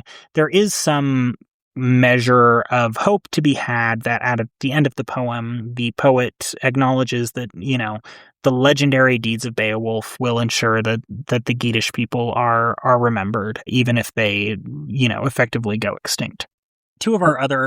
That's the end of the Beowulf poem. I'll touch briefly on two of our other medieval fan fiction original characters, Percival and Galahad. I'm going to go over these two in a much greater episode because their story kind of revolves around the quest for the Holy Grail, and that's something that I really want to dive into on its own. I don't want to try and blend it here because the Grail quest is just such an important motif in, medieval literature that it deserves its own episode. Yeah. I just can't do it justice here. We're going to move on to the analysis of this kind of medieval heroic age.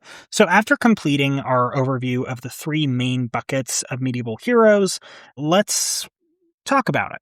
The first thing that you'll notice is that in this entire episode, we have mentioned maybe 2 women total, and that is because, unfortunately, women are not often the central figures of medieval hero stories. Medieval society, it's not going to surprise you to learn, was misogynistic, much more misogynistic than modern day society, and there are very few genuine medieval heroines that are recorded and preserved. Most of these stories are written for men, for male audiences, by male storytellers. There is a possible exception here with Beowulf. There are quite a few historians who believe that Beowulf was actually originally composed by a woman. This is not outside the realm of possibility. When you look at, the etymology of Beowulf's name, it appears that his name is based off of this concept of like a mother bear.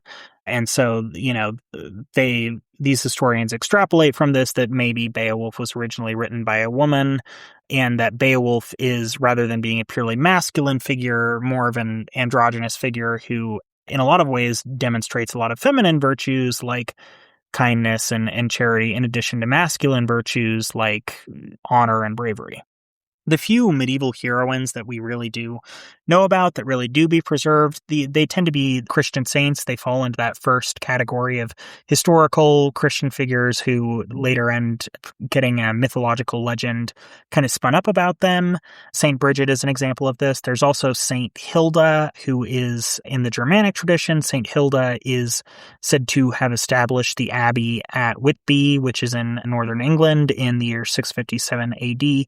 We're going to do a full episode on St. Hilda of Whitby at a later point when we get into the 7th century. We're still trying to keep our focus here in the 4th, 5th, and 6th centuries for this part of the podcast. St. Hilda is also the main character of a fabulous novel by Nicola Griffith called Hild. Highly recommend that you check it out. The most famous medieval heroine is, of course, Saint Jeanne d'Arc, Joan of Arc, the teenage girl who conquered Orleans and seized the French throne for Charles VII, which ultimately helped bring the 100 Years' War to an end by forcing the English out of mainland France. And as much as I love Joan,